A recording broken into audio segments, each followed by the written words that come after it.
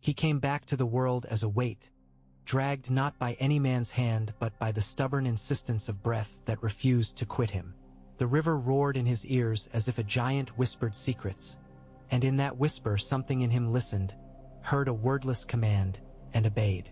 Water filled his nose and mouth, the taste of iron and marsh and mud, and he coughed but could not, for he was under, turned about in a slow, patient drift among long green strands that clutched at him with a lover's persistence. Sound under water is mostly memory. The clangor of war was far above, he knew. Here below was drumming blood and the creak of leather drowned into silence. He imagined reaching for his harp and finding it was the river itself. He imagined a string thrummed by current. He thought of the first song he ever wrung from the thing, the one that made his mother weep and his father sneer, and as his thoughts loosened in the cold, that song braided itself with the current and took him. Something caught against his side, rock or root, he could not say, and for a slow moment he hung there as a pennant snared in a windless place, the world around him a patient green murk. He tried to move and felt only the heavy reluctance of armor. A weight trembled loose from his breast, tapped his mail and slid, a bright shard whirling. He watched the red gem flicker like a fish and vanish into silt. Another worked free, and another, the river making new treasure of old pride. Rhaegar Targaryen opened his eyes. It took him a time to understand he had done so. The world brightened only a shade, yet he had the sense of an edge encountered. He thought if he stretched one hand he could find the boundary where river ended and air began, and if he broke that skin the world would rush in with a roar and the old ache would come with it. He did not move. The ache could wait. He had been struck in the chest. He knew that much. The bones still sang with it, and knocked from his saddle into the river. He had held the reins even as the cold took him. Some stubborn corner of him had denied the horse the liberty of a death of his own choosing. He had held, then forgotten, and now perhaps his fine gray was already borne downstream, eyes open at last, the last puff of breath trailing a lace of bubbles. He thought of Robert's face, flushed with exertion and triumph, and of the simple, honest rage that had driven the mail-wrapped man into him. It was good that it had been Robert, he thought, vague and slow as the river. Better the realm should be decided in that frank fury than by the crooked fingers of those who had whispered in his father's ear. He closed his eyes again, not to sleep but to rearrange the world. It occurred to him that he might not rise. Men died quietly in exactly this way. He had sung of such deaths, had found a way to turn that quiet into a chord, only to be chided later by a brother knight for finding beauty where duty should have sufficed. It would be easy to let go. He toyed with the ease of it, as a man toys with a pear before the bite. Then another thought came, not born by the river but by something drier and colder. Lyanna, with her winter eyes and the scent of crushed blue flowers clinging to her hair. He had no right to that thought. He had no right to many of his thoughts. Duty sidled back in, not scolding now but insistent. Elia and the little ones. A father who would burn a city to warm his hands. The ancient, patient face of a gigantic weirwood on an island he had seen only once and never reached in the flesh.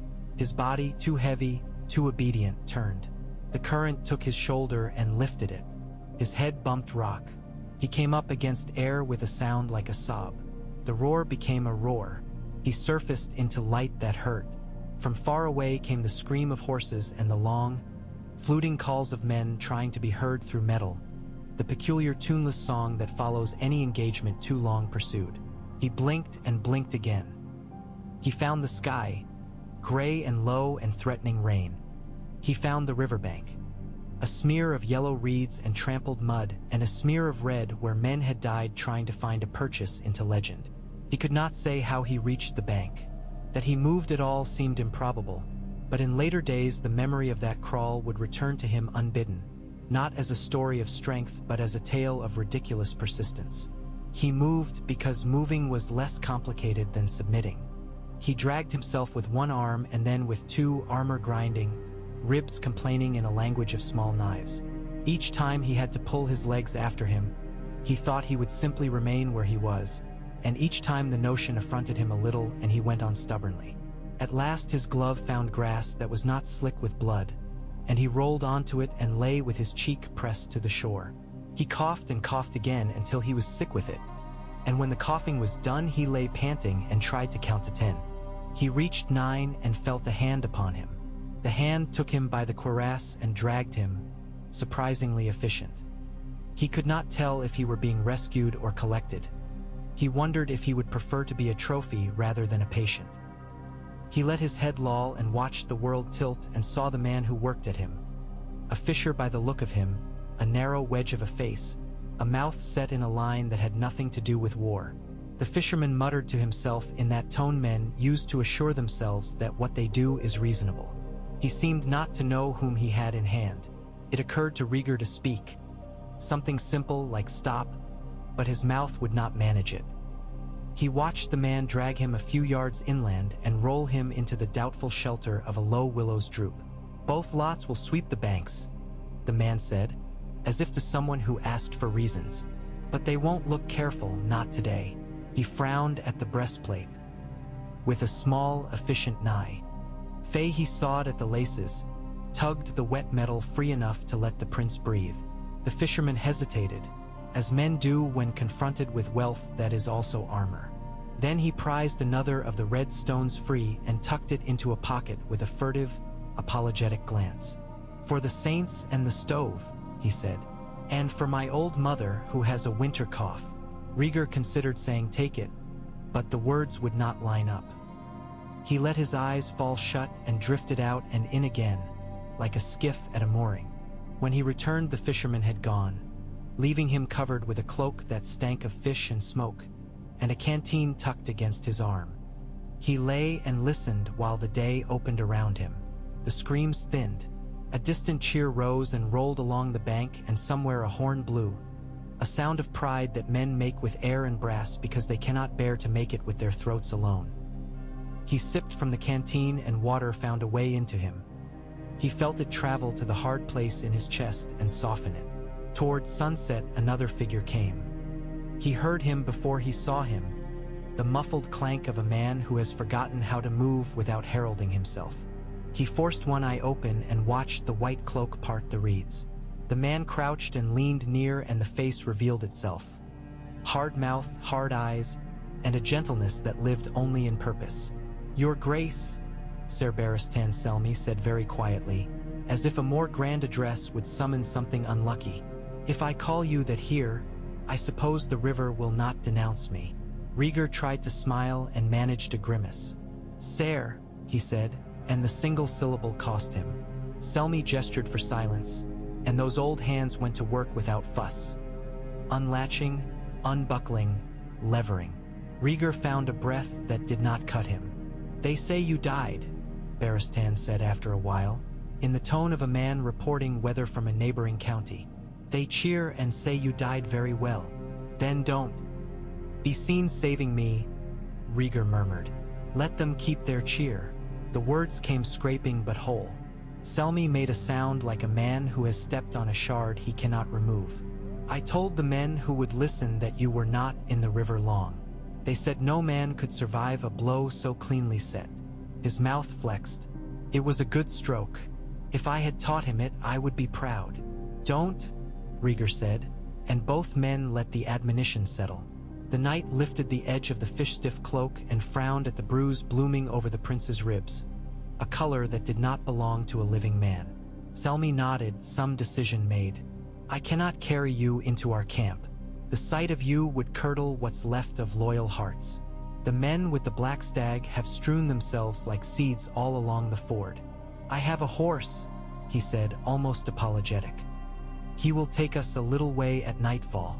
I know a woman who owes me a debt. She is not rich, but her hearth is quiet."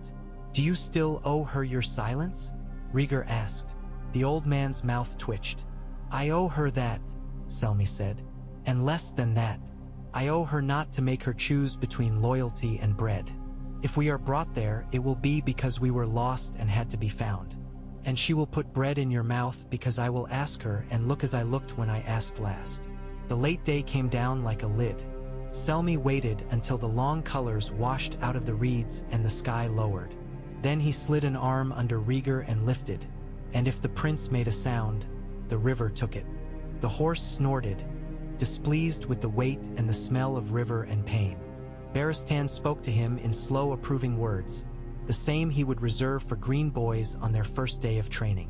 They moved along the margins, keeping to the parts of the path that were mud and therefore quireless.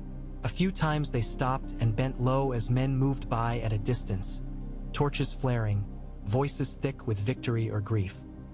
A hut squatted beyond a stand of alders, the kind of place that hides itself not out of shame but habit. Selmy tapped at the lintel with the hilt of his dagger, a rhythm that said many things at once.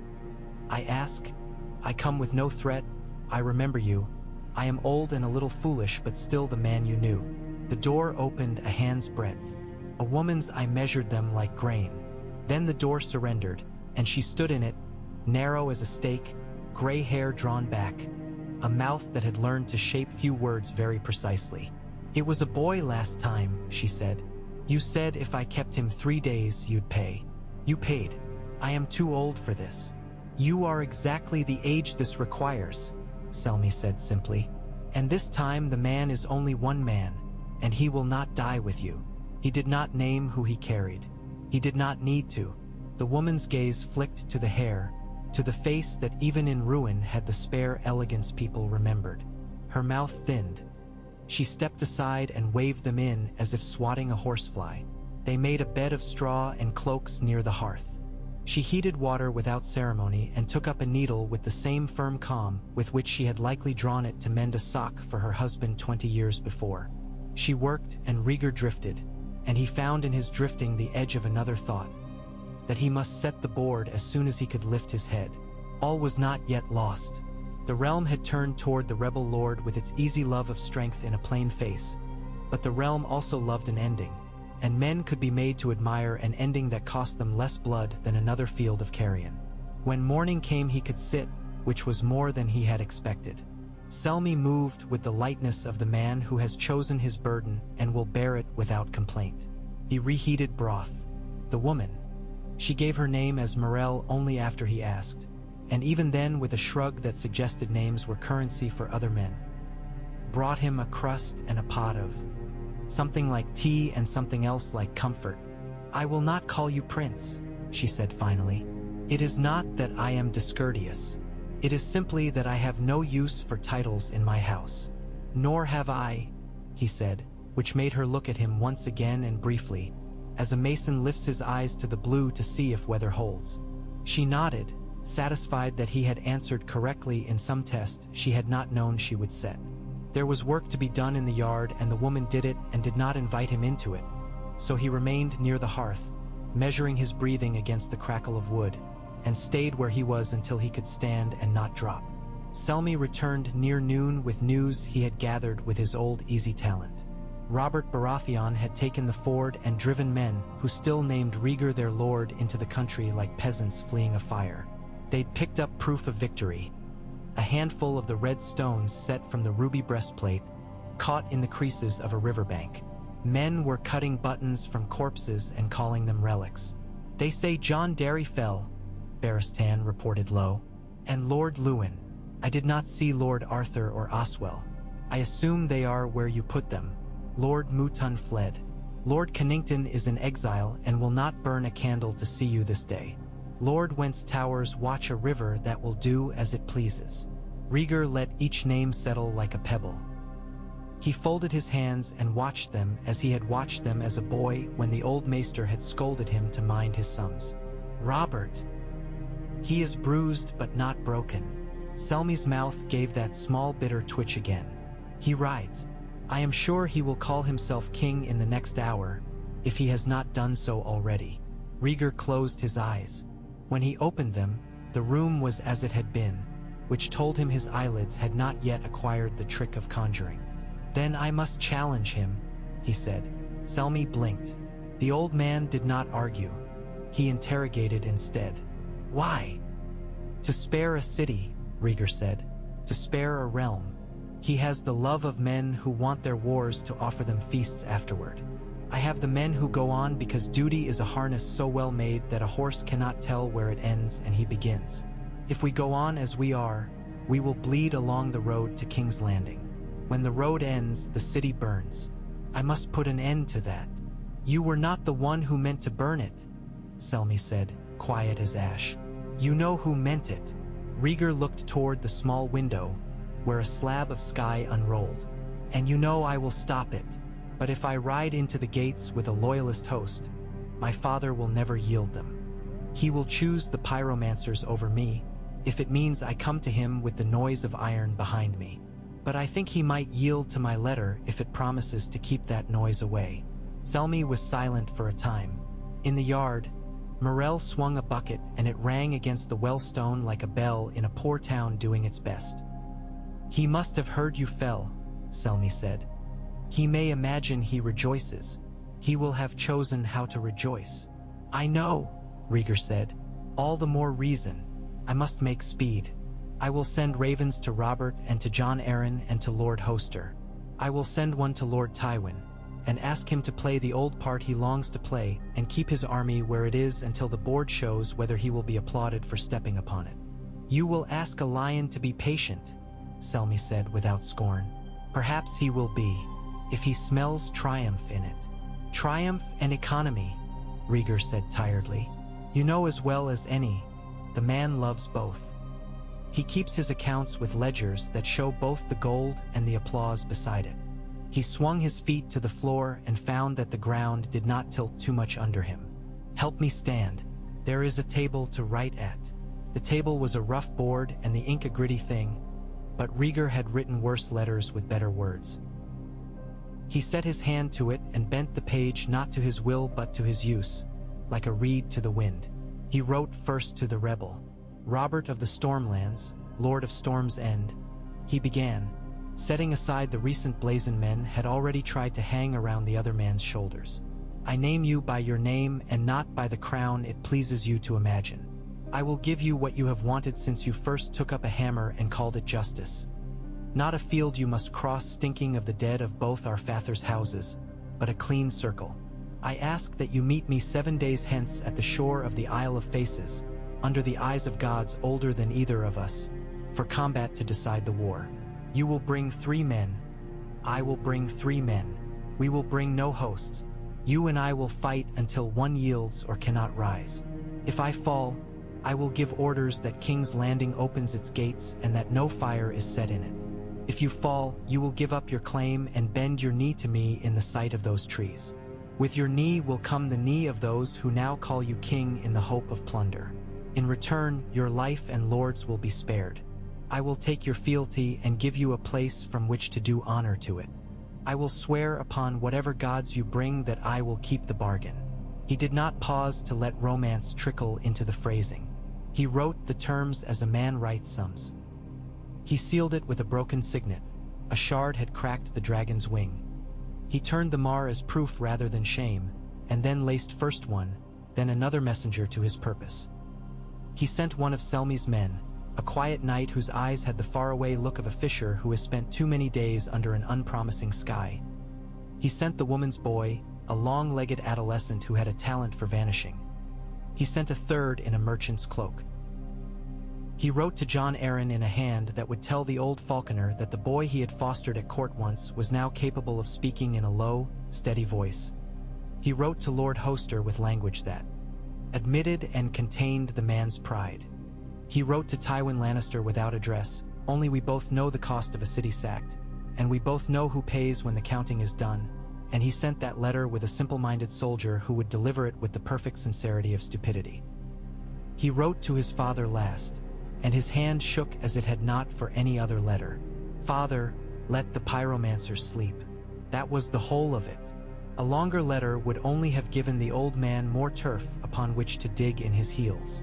By sunset, the messengers had each departed by different paths. Selmy watched them go and measured the paths with the eye he had once used to judge the length of a charge. He kept the prince seated, kept broth in him, kept him from the work a wounded man will do when he confuses need with worth. On the second day they moved to a safer place, for rumor is more efficient than any scout. Morel had said nothing about them leaving. She had let them go with a nod terse as a clap on the shoulder. Selmy took them by a path that trailed a river's lesser branch and kept them under alder and ash. A cottage opened to them as if it had always expected them. The man who owned it was one of those men who cannot give away large things because he has no large things but can hand you everything small he owns and call it nothing. He gave Rhaegar a chair and a spoon and a bit of string to tie back his hair, and he gave those things with a look that said he had dredged them from his own pockets and did not expect them back. Rhaegar's gratitude made him quiet. On the third day an answer came. Not to the cottage. That would have been too convenient. Selmy intercepted the boy he had sent to the rebel at a ford where men stopped to water their horses and their throats. He returned at dusk, eyes bright as a lad who has seen his effort become event. He read it himself, the boy said, chest puffing like a thirsty bellows. He laughed when he saw a small thing and cursed when he saw a large thing. There was a maester with a chain as thick as a woman's bracelet, and he said it was folly and that my lord would be mad to accept. The big 1 inch. The boy's hands tried to show the breadth of that chest and gave up. He waved the maester quiet, and then he read again, and then he said, "Aye, let the gods see it." He told his men that if a prince offers a ring, a man takes it and slips it on and shows the world that his hand is as good as any king's hand. The boy's eyes shone, not with loyalty but with the pleasure of repeating any speech made well. "He told me to tell you he will come." Rhaegar felt nothing at first. Then he felt the rebound of relief and fear find one another and whirl into a cold, steady place. "Good," he said. "We must make for the god's eye." "We cannot go there with what we have," Selmy said practically. "We cannot arrive like children walking toward a spring. There will be men watching the roads. Men of your father, men of his, men of any man who loves a purse more than a lord. We require quiet." "We will take quiet," Rhaegar said, and then he smiled, a small, slight thing that broke his face into something not quite gentle. "And I will take a harp." Selmy's glance asked the question he did not phrase. "For what?" "For truth," Rhaegar said. "Men who stand on land old as God forget the words they planned to say and find the ones they meant. I will need mine." He did not explain why he thought a harp could coax them to him. He had learned a long time ago that men did not believe a sound could do what iron did. He had learned a longer time ago that they were wrong. He had been wrong too sometimes, but not about this. They went by small paths and by night. Once they hid in a ditch while a merry band of victory-drunk men in stags and trout jests stumbled past, their laughter a little too large for their throats. Once they were hailed by a man in a fine cloak whose accent had too much gold in it. Selmy let his sword show just enough to caution him. Twice they were asked for bread and gave it. Each time Rhaegar looked at the man's hands as if there were a story to be solved there. Each time he found a familiar line, the old, tired curve of work. The closer they drew to the god's eye, the more the world seemed to hush in anticipation. Even the birds spoke lower, as men do when they approach a house of an old uncle who has odd rules and a long memory. On the evening of the 5th day they came to the water and saw the isle sitting like a thought no one could tell aloud. In the gloaming the faces on the weirwoods were only suspicions, shapes of old grief and older patience. Rhaegar felt his ribs ache as if to remind him that the river had taught him humility and that this lake might ask for more. "We will need a boat," he said. Selmy nodded and vanished along the shore, and returned with a man who owned a battered craft and the sense to ask no questions. In the bow Rhaegar set the wrapped harp across his knees and kept one hand on it, the way a man calms himself on the neck of a horse. They cut a silent path through water that smelled of secrets.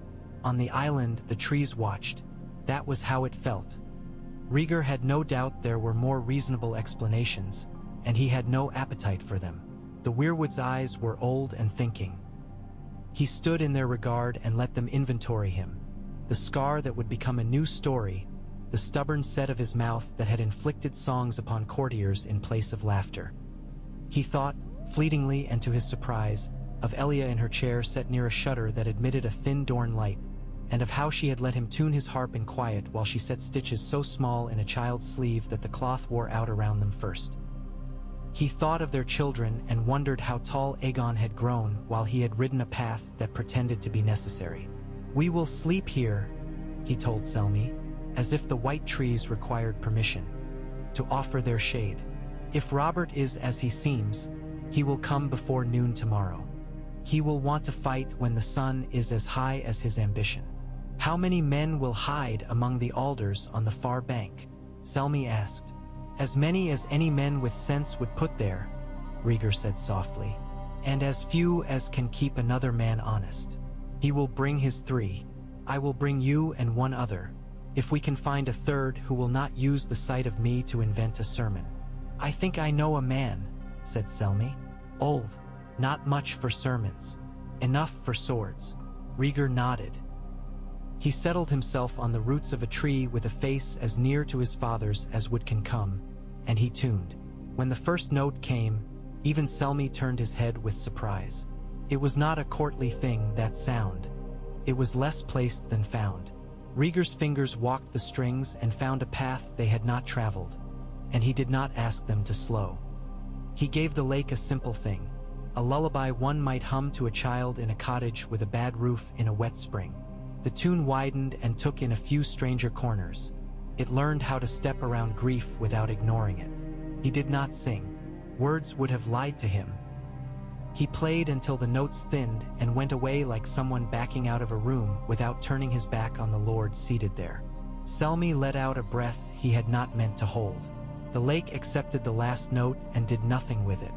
That was answer enough. At dawn, fog unrolled across the water like cloth torn from a widow's shoulder. Rhaegar rose easily. His ribs protested, but less sternly. Selmy returned from a small cove with the change he had promised. An old man with a scar tucked under his beard like a remembrance of a foolish youth. Sir Willem Fowler had traded swords for the apples of his orchard some years before. He had ridden out again when he had found Honorable had been knocked behind the knee by Necessary. He greeted Rhaegar with a humor that warmed like bread. I was told you required a man who doesn't talk much, he said. I brought an empty mouth and a full belly. You can have one of them. They waited. It is a boring thing to watch a morning work itself free of fog, and even men who have pledged themselves to patience must battle the body's indignities. An urge to scratch, a yawn that refuses to be swallowed. Rhaegar bore it with a curiosity that surprised him. He felt no fear like the kind that takes boys before their first turn in the lists. He felt only a steadiness that would do. He thought of Robert's laugh, deep and convincing, the laugh of a man who had not taught himself to be careful with joy. He thought, with a small, rueful flicker, that he had never learned that from him. He had learned other things, how to set a lance, how to fall and not break more than pride. Around mid-morning, a motion on the far shore. 3 men dismounted and a 4th remained beside the horses. That one bore the weight of a great hammer with the casual grace of a miller who takes up his tool without thinking. He waded to the boat they had requisitioned from a Kottar and took up an oar with no ceremony.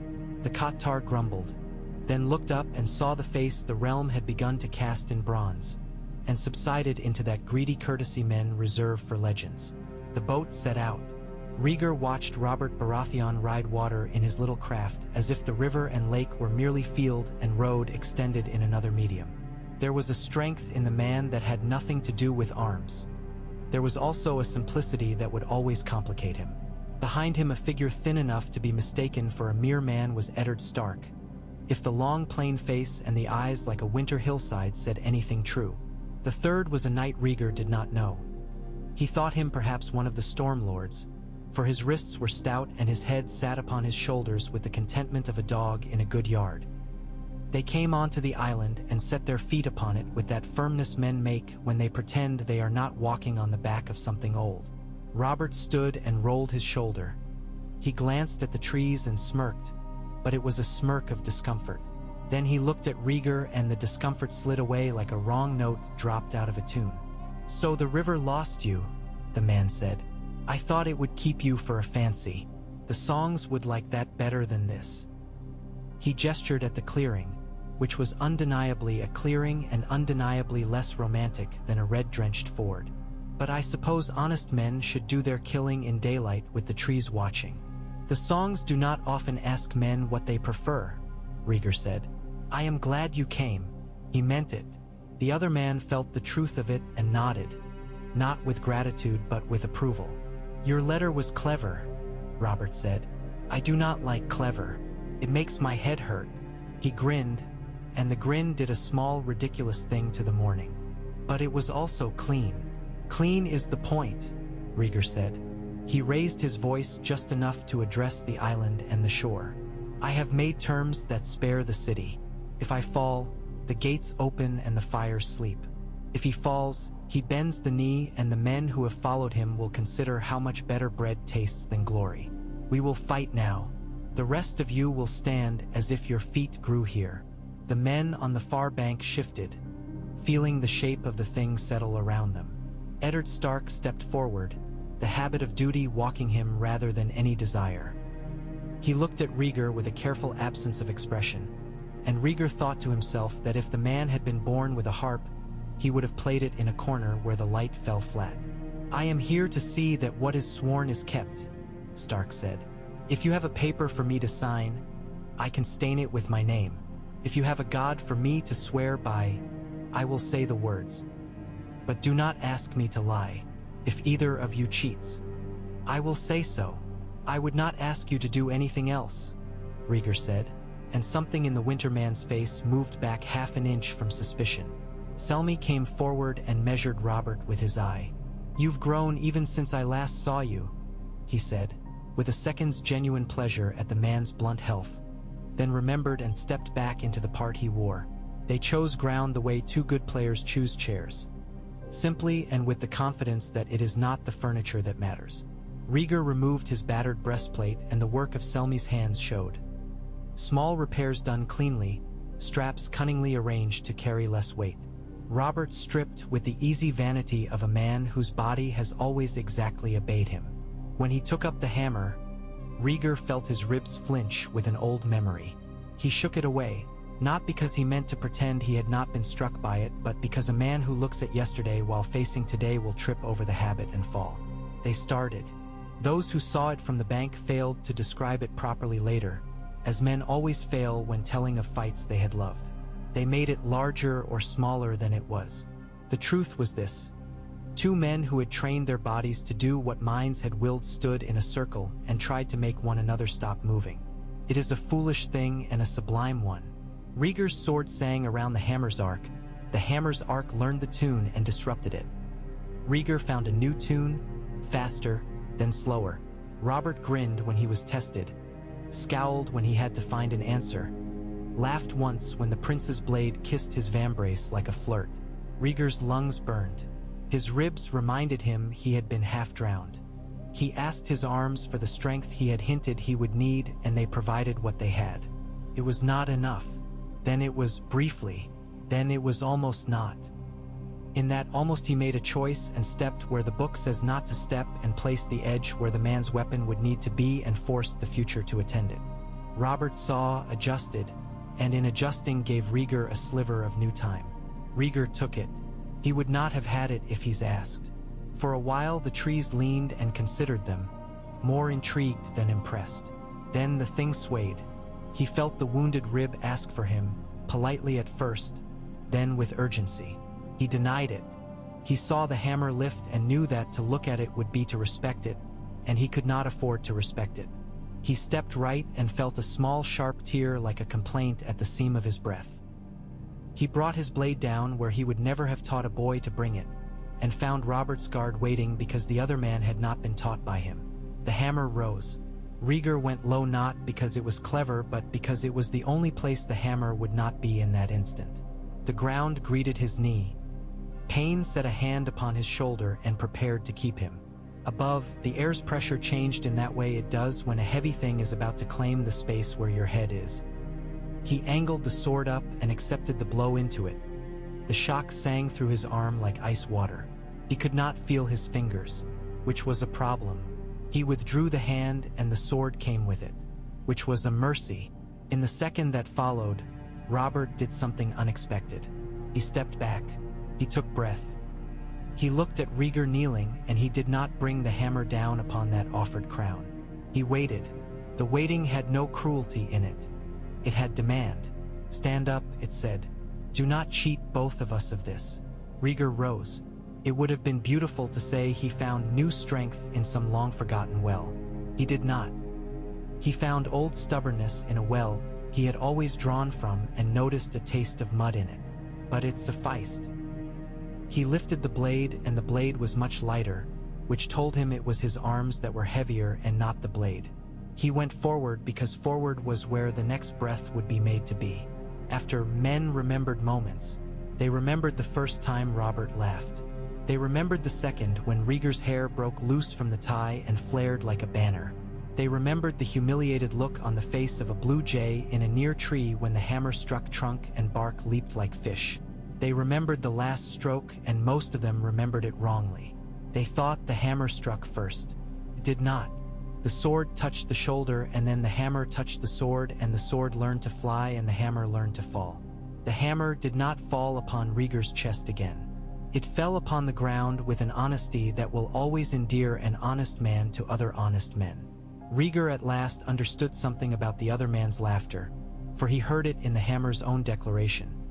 "I fell because of the man who held me, not because of the man who made me." Both men stood panting in a circle as neat as a plate. Leaves drifted down. The lake looked upon them and did not decide. Robert drew a breath and then another, and in the second breath he said, hoarse and surprised, "Yield." He had said the wrong word to the wrong man at the wrong time on the wrong island. Rhaegar looked at him, and in that look the story of a year ran between them. A winter girl in a flower-draped tower, a wife more saint than wife made to smile while the poet of her husband played songs meant for another room, a father whose hands smelled of smoke, a realm that had learned to love and fear its own story more than its truth. He thought of the letter he had written and of the words he had not added to it because he had not yet been ready to say them aloud. He opened his mouth for his own yield. The word he meant was not to this man. He had meant to say father. He had meant to say hold. He found instead that his tongue had gone dry. What left his mouth was not a word but an intake of air that sounded like on. The men on the bank would say later that he had tried to speak and failed, and that the failure had the shape of yes. "No," Robert said softly in the tone of a man who has set his joy aside for a single minute. "Not that. Not like that. I'd have you say it if you meant it, and I'd have you say it loud enough to wake the bones of whatever kings left their pride in these trees. I asked because I was taught as a boy to ask a thing first and only take it if I couldn't get it with asking." He laughed again, short and real. "You do not mean it," he said, and lifted the hammer half he had kept like a cudgel. Rhaegar lifted the sword. From the bank Eddard Stark shifted half a step that revealed entirely too much honest alarm. Selmy's hand went to his own hilt and then withdrew as if burned, for he recalled his sworn place in this story and hated it. The last pass was not as elegant as the first. It was not as full of lessons. It was a man making a choice and then making it again and then making it again until the flesh agreed to follow. Rhaegar stepped inside and Robert let him, because men do not always follow a perfectly logical map even when it is drawn for them. He placed the blade, not as taught and not as sung, flat against the great hammer's long haft as it rose and pushed, and the push bled the strength out of the blow. The hammer came down to earth without a vent, and Robert's forearms took the shock into themselves with a hiss between his teeth. Rhaegar turned the blade and set the very edge at Robert's neck. Robert bared his teeth. It was almost a grin and almost a plea. It was in fact an acknowledgement. He opened his hands. The hammer tumbled a little and rolled near a root and came to rest like a thing that had done a good day's work. Robert raised his empty hands to shoulder height. He said nothing for a long moment. Then he said, simple as rain, "I." No one on the island moved. The breath that had been held since men had discovered breath went out of 10 dozen chests like a small wind. Robert went down to one knee. He had to shift his left foot to find the earth he needed for the gesture. No one ever wrote of that in any song. It is precisely the sort of detail songs abhor, but the old trees saw it and filed it away where they keep their humor. The word bent the world, not because of a charm in it, but because men had been waiting to hear it and had not known they were waiting. In some camp far away, a man stopped sharpening his axe and found his arms lighter. In a high room in a tower, A woman with a Dornish braid let the ribbon go and did not know why. In a city where boys played at soldiers with sticks in an alley, one boy lowered his arms and the other stood by him and neither struck. Eddard Stark stepped forward and said words that oiled the lock. He had a voice made for simple binding and he used it on the place that had been stuck. Robert's head bowed. He spoke the fealty as if tasting it. He stood when the tree that had been a father in a country that had no fathers gave a small consent in the wind. Rhaegar let the sword fall point first into the earth and left it there as a sign to himself that the shape of his mourning had changed. After, the men came together slowly, as men will when they have seen a thing that will force them to be different than they were when they woke. Robert held out his hand, and Rhaegar took it. It was a small thing, warm and inexplicable. "I'll hold you to the rest of your letter," Robert said gruffly. "If I find smoke over the city, I'll take back what I gave here. I won't need gods to bless me to do it." "You won't," Rhaegar said quietly, "and I will not ask you to wait if I fail." He opened his mouth. The word father rose again, inversely, the shape of refusal, tasted of ash. He closed his mouth and set his jaw to a piece of work most men do not see when they look at kings. That of going to tell a madman something the madman will never wish to hear. They parted as politely as gentlemen leaving a table at the same time and stepping to either side so as not to brush elbows. Robert glanced once at the harp wrapped in cloth. His expression turned for a half-second oddly wistful. "Sing me a song when we are done," he said, as if he could not help himself. "A merry one. I have had grave enough songs to fill a barn." "I will try," Rhaegar said, and meant try precisely. He did not know if he could yet bring such a thing out of that wood. When they reached the shore, the men who had waited in the alders stood in a far neat line, as if to keep their bodies from accidentally making the wrong story. They watched the men who had sworn and did not know what expression would serve. Selmy swung into his saddle like an old habit. He leaned closer only long enough to say, very low and very even, "You will not complain if I say next that we ride." "I will complain," Rhaegar said, "but I will also ride." They set south for King's Landing by roads that had chosen this moment to be generous. Rhaegar sent the boy ahead with the simple message he had written to his father, and one more. He sent a second raven to Varys, whom one must always tell a thing in a whisper you did not mean to speak aloud lest he imagine it and invent it instead. He told him to open the gates when men bearing the stag came near, and to make certain there were no torches where none were needed. On the road, small folk watched them go and tried to make sense, as men always do. They saw a prince ride with only 2 knights and a narrow cortege, and they saw his face unexpectedly bare of the paint fear sometimes smears on. They did not cheer. They did not boo. A child waved and then hid his waving hand behind his back as if to keep it from getting him into trouble. Rhaegar winked at the boy.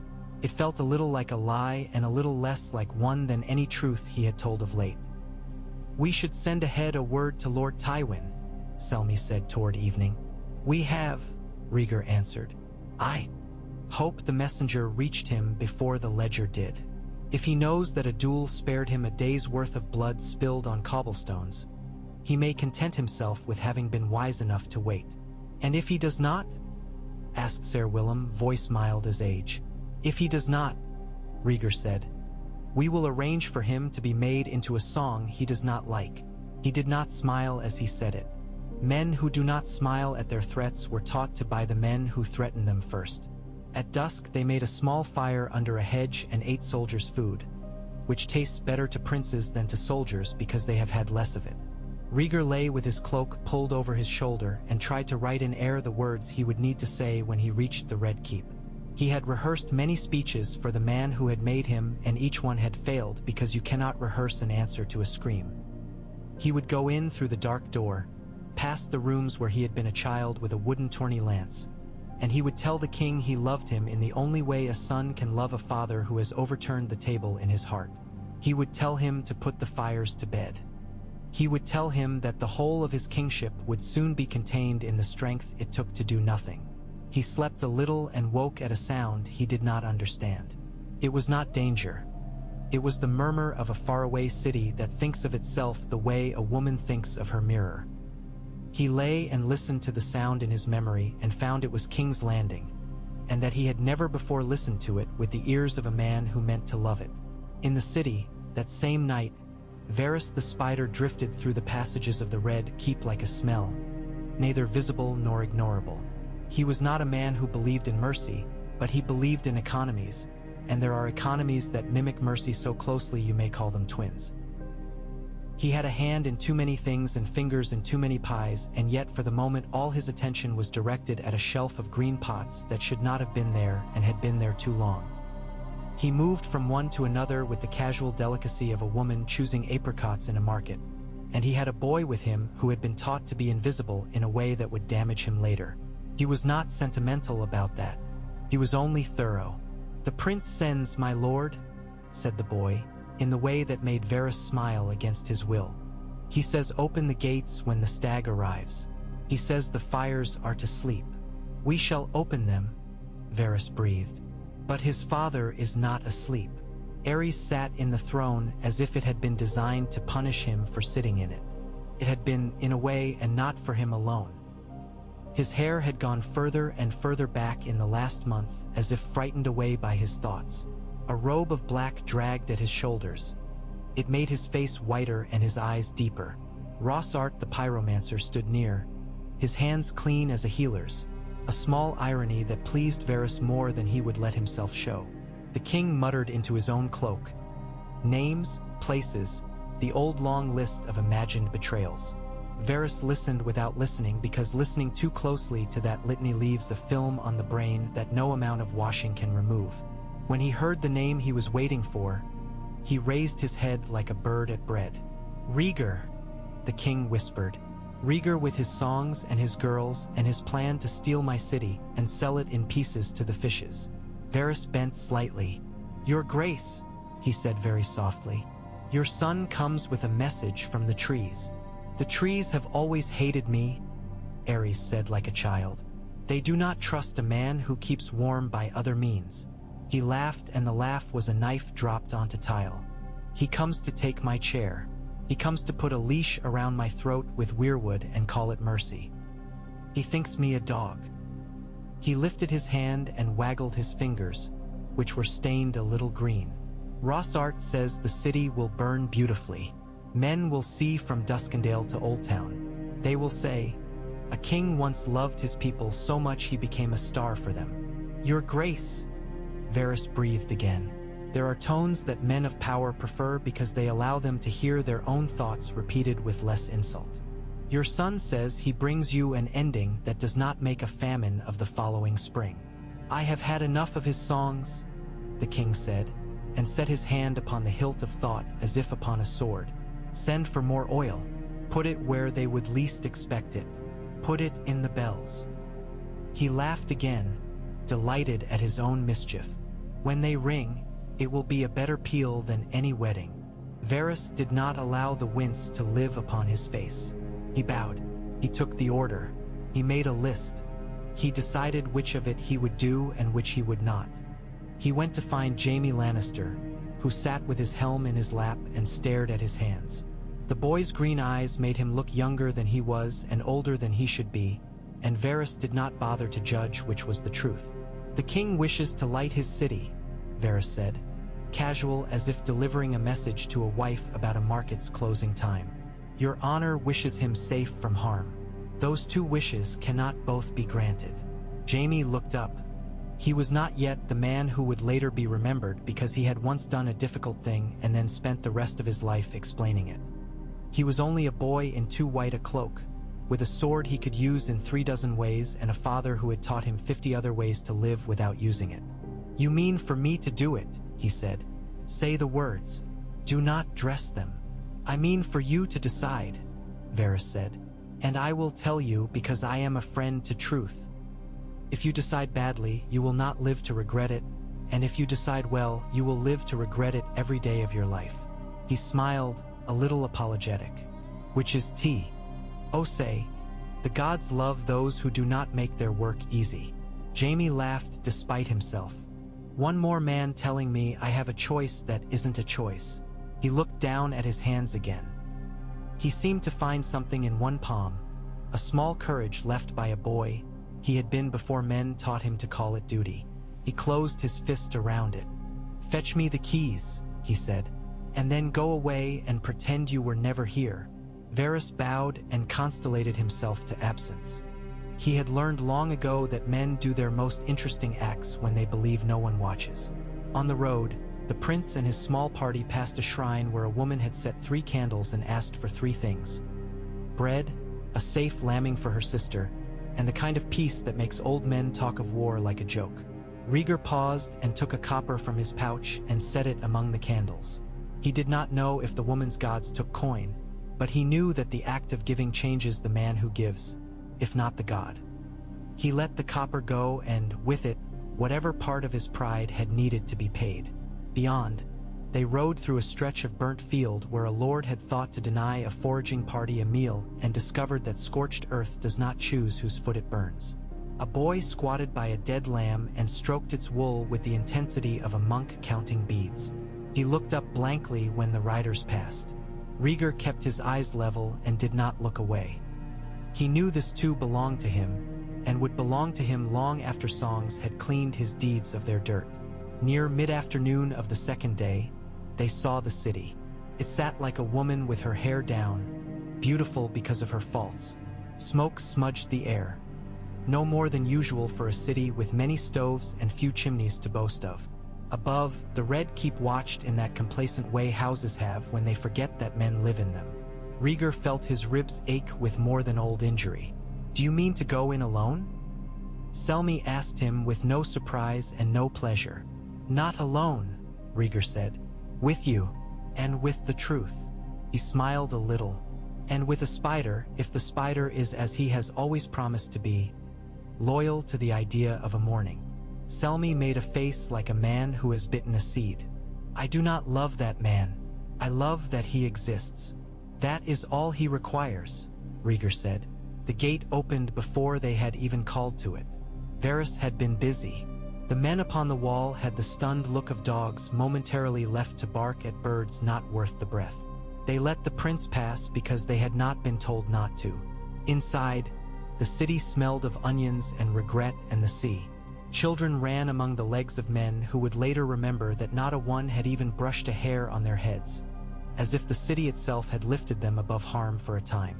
At the foot of the hill, the prince dismounted and put his hand upon the flank of his horse and let himself be grateful for the simple acceptance of the beast who had not asked him to be a king or a son.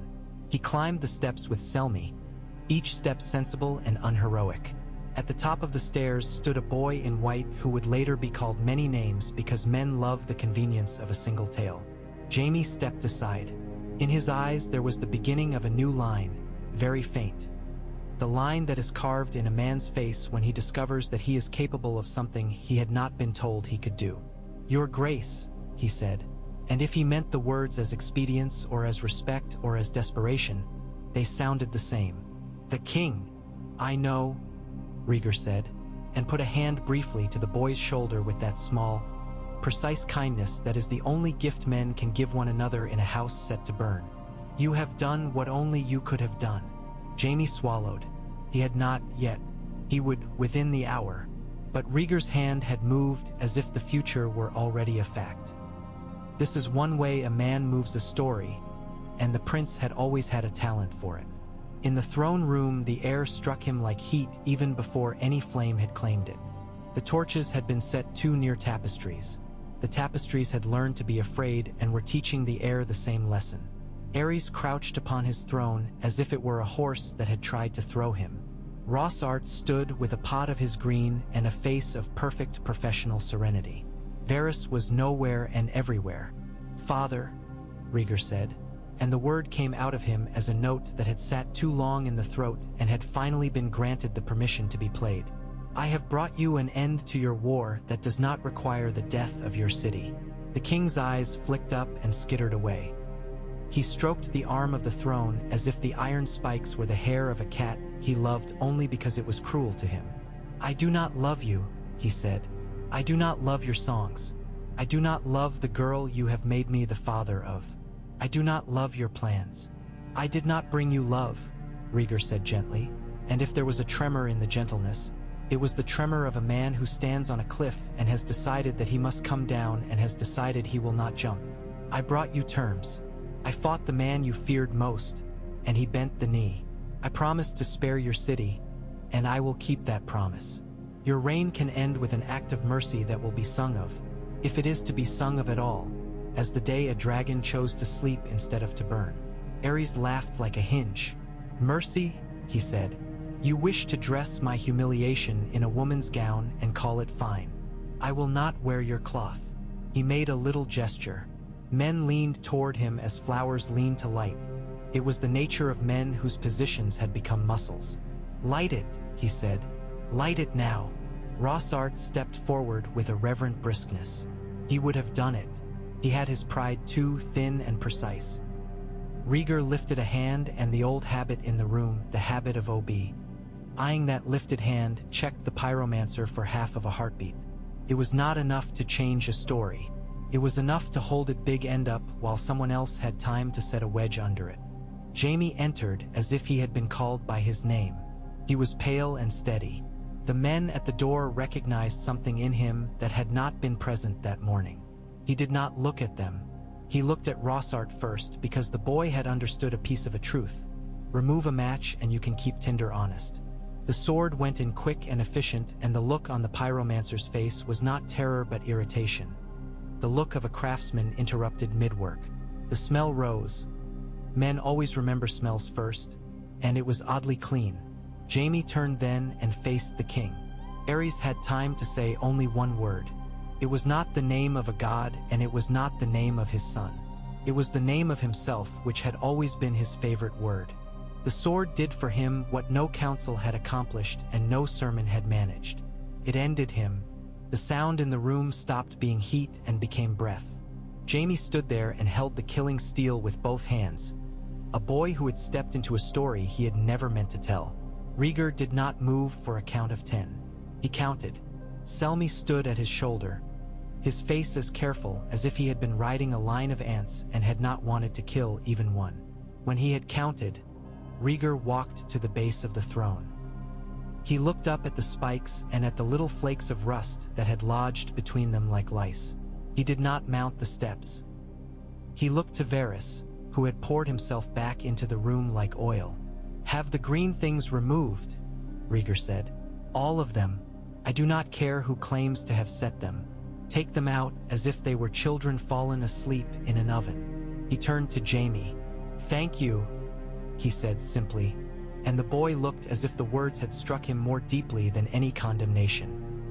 Now I must tell a realm that the only way it will keep its bread is if it names this act honorable. That will be fine work, Varys murmured.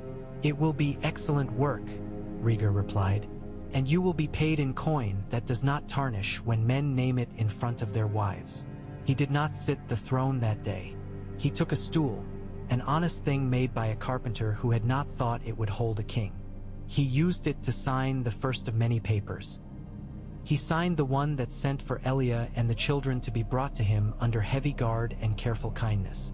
He signed the one that told the city that bread would be cheap for a month, even if he had to sell half the royal plate. He signed the one that bound Robert Baratheon's oath to his, with Eddard Stark's winter eyes as witness. He signed the one that asked Tywin Lannister to bring his men not into the city but around it, to keep bandits away from granaries and not to count the number of small folks' daughters he could afford to purchase with his swords. Toward evening, as light slanted into the great hall and made a clean gold where the iron made only shadows, a guard came, face pulled taut by the effort of holding his news inside. A rider from the south, your grace, he said, and then swallowed because he had said the words without thinking and had called a man something that might stick to him. He says from a tower in the Red Mountains. He asks for your hand. He says he has a letter. Rhaegar's hand thought about trembling and then did not. He stood because a man should stand for certain letters. He broke the seal and he read the words, and the words did the thing that words sometimes do and changed every piece of work he had laid in place like stones in a good road. He read them again. He placed a hand on the table. He looked at Selmy, and the old knight looked away for the first time that day. It seems, Rhaegar said, tone even, that I have more work. He looked toward the window and the end of the day and the beginning of a different night. He closed his eyes and saw the isle's white faces and the weeping of the willow at the fisher's hut and the honest hands of a boy who had lifted a hammer and given it to another man to claim. He opened them. "Send for Lord Stark," he said softly. "There is something he must hear from me, not from anyone else." Selmy bowed, as men bow when they understand that they have come to a place where the road has a hill no map had shown. In the deepening light, the iron made its own unpleasant music as it cooled. Beyond, the city exhaled in relief that sounded, to those who knew how to hear it, a little like a prayer.